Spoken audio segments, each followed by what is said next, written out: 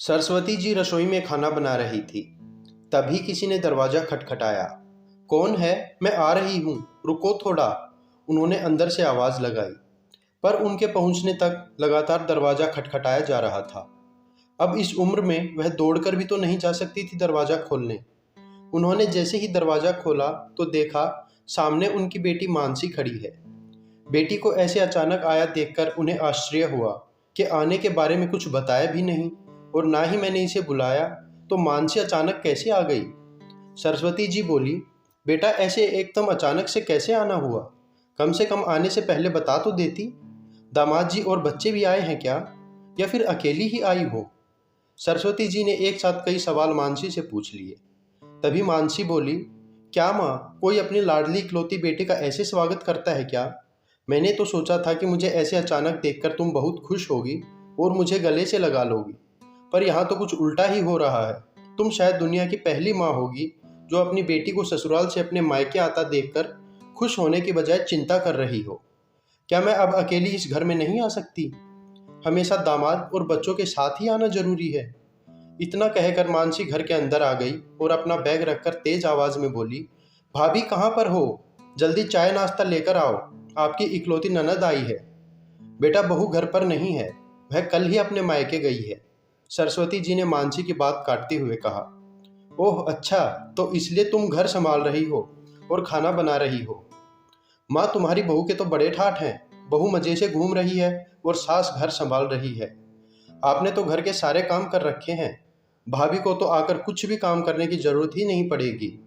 बड़े नसीब लेकर आई है आपकी बहू तो। और एक मैं हूँ जिसे उसकी सास काम में मदद करवाना तो दूर की बात, कभी एक गिलास पानी तक नहीं पूछती। मानसी ने ताना मारते हुए कहा। बेटा प्यार और इज्जत ऐसी चीजें हैं जो हम पहले किसी को देते हैं, फिर उससे उम्मीद करते हैं कि वह भी हमें वही प्यार और इज्जत दे। हर एक लड़की को अपने ससुराल में जगह बनानी पड़ती है।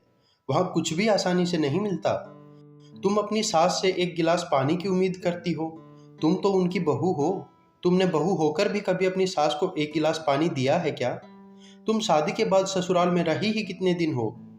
जब तुम्हारा मन करता है तभी अपना बैग उठाकर सीधा मायके आ जाती हो।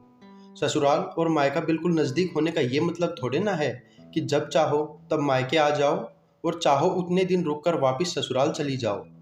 मायके में भी बेटी को मान सम्मान तभी मिलता है जब बेटी ससुराल का मान सम्मान रखकर कुछ दिन के लिए ही मायके आती है और अपने ससुराल वालों की बात का सम्मान करती है। ऐसे बिना बुलाए रोज रोज बेटी मायके आती है तो उसकी आवाभगत तो दूर की बात, राजी खुशी की भी कोई नहीं पूछता है। और तुम मेरी बहू को बोलती हो ना, तुम उसकी बराबरी तो कभी नहीं कर सकती। वह कभी भी बिना बुलाए अपने मायके नहीं जाती है, और अगर कभी जाती भी है तो वहाँ अपने ससुराल की बुराई नहीं करती और ना ही उनके घर की बातों में कोई हस्तक्षेप करती है। वह अपनी ससुराल को प्राथमिकता देती है, ना कि अपने मायके को। वह जानती है कि अगर वह ही अपने ससुराल की बुराई करेगी तो मायके में उसका खुद का ही आदर घटेगा। वह जब घर में रहती है तब मुझे किसी भी काम को हाथ नहीं लगाने देती। खुद सारा दिन मेरी सेवा और घर के कामों में लगी रहती है। अब भी वह मुझे कोई काम करने की नहीं कह के गई है। मैं तो अपनी इच्छा से ही घर के काम कर रही हूँ। अपनी बेटी को उसकी माँ से ज़्यादा और कौन समझ सकता है? मुझे तुम्हारे स्वभाव का अच्छी तरह से पता है। तुम्हारे ससुराल में सब लोग अच्छे हैं, तुम ही उनके साथ मिलजुल कर नहीं रहना चाहती हो। ससुराल तो ससुराल होता है और मायका तो मायका होता है। मायके में घर का काम अपनी मर्जी से होता है। ससुराल में सबसे पहले सबका दिल जीतना पड़ता है, सबको अपना बनाना पड़ता है। उसके लिए छोटों से लेकर बड़ों तक सबको प्यार करना पड़ता है, ख्याल रखना पड़ता है, सबकी पसंद नापसंद का ध्यान रखना पड़ता है। सबसे प्यार से बोलकर सबको उनके घर के कामों में मदद करनी पड़ती है। तभी सब लोग घर में आई नई बहू को स्वीकार करते हैं, उसे अपना मानते हैं। पर तुम तो जिम्मेदारी लेने के लिए तैयार ही नहीं हो, इसलिए रोज रोज मायके चली आती हो और यहाँ आकर भी तो वहीं करती हो। अभी की बात देख लो, तुम्हारी भाभी इस समय घर में है भी या नहीं, उसकी तबीयत कैसी है, किसी काम में तो व्यस्त नहीं है।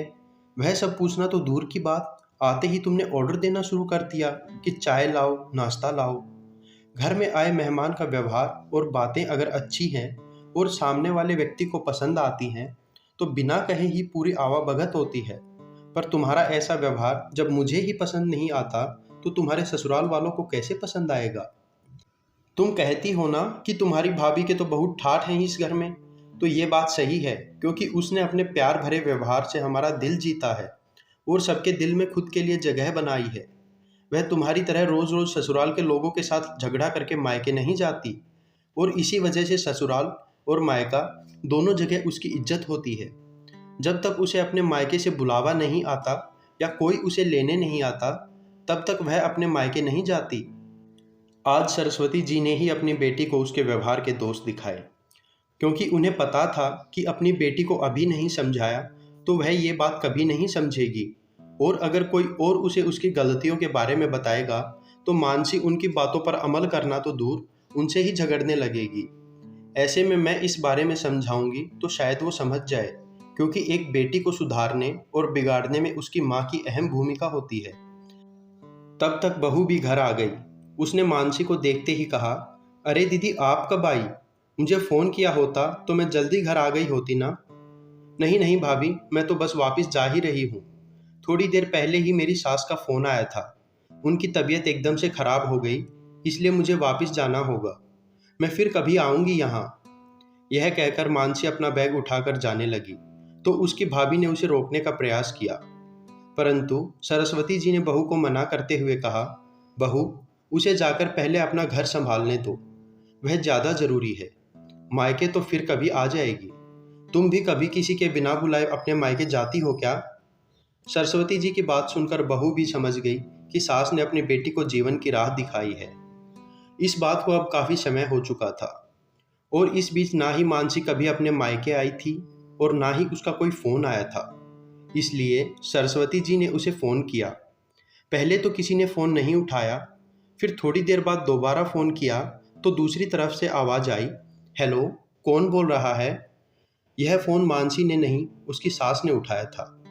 सरस्वती जी ने कहा कि मैं मानसी की माँ बोल रही हूँ, और फिर उन्होंने अपनी समधन से उनकी तबीयत का पूछा। फिर दोनों की बातें शुरू हुई। तभी बीच में ही मानसी की सास ने सरस्वती जी को धन्यवाद दिया। तब अचानक उनके ऐसे बोलने पर सरस्वती जी को कुछ समझ नहीं आया, इसलिए उन्होंने वापस पूछा कि आप किस बात के लिए धन्यवाद कह रही हैं? मानसी की सास ने उत्तर दिया, समधन जी, आपकी बेटी मानसी बहुत समझदारी से व्यवहार कर रही है, सभी के साथ बहुत प्यार और सम्मान से पेश आती है, सबकी पसंद नापसंद का ध्यान रखती है। घर में अब सुख शांति का माहौल बना हुआ है, कोई भी लड़ाई झगड़ा या तनाव नहीं रहता। मेरा घर तो जैसे स्वर्ग बन गया हो। आपकी बेटी के अच्छे व्यवहार के कारण ही हमें ये दिन देखने को मिले। हम बहुत धन्य हो गए। पहले हमें उससे इस तरह के अच्छे व्यवहार की कोई उम्मीद नहीं थी, पर जब से आपने उसे समझा कर भेजा है, उसके स्वभाव में बहुत बदलाव आया है। आज उसी मानसी को मायके जाना तो दूर की बात है, फ़ोन पर ज़्यादा देर बात करना तक पसंद नहीं है। वह इस घर को अपने मायके से भी बढ़कर अपना मानने लगी है। अपनी बेटी की सास के मुंह से अपनी बेटी की इतनी तारीफ सुनकर सरस्वती जी की आंखों में खुशी के आंसू आ गए। अब वे पूरी तरह आश्वस्त थी कि अब उनकी बेटी को अपने जीवन में कभी कोई परेशानी नहीं होगी। दोस्तों, अगर सभी माएँ अपनी बेटियों को ये समझाएं कि शादी के बाद मायके से ज़्यादा ससुराल अहम हो जाता है, और बेटियां भी ये बात समझने का प्रयास करें, तो कभी भी किसी घर में कोई लड़ाई झगड़ा नहीं होगा और ना ही कोई घर टूटेगा। अगर आपको यह कहानी पसंद आई हो तो इस वीडियो को लाइक करें और अपने दोस्तों के साथ शेयर करें।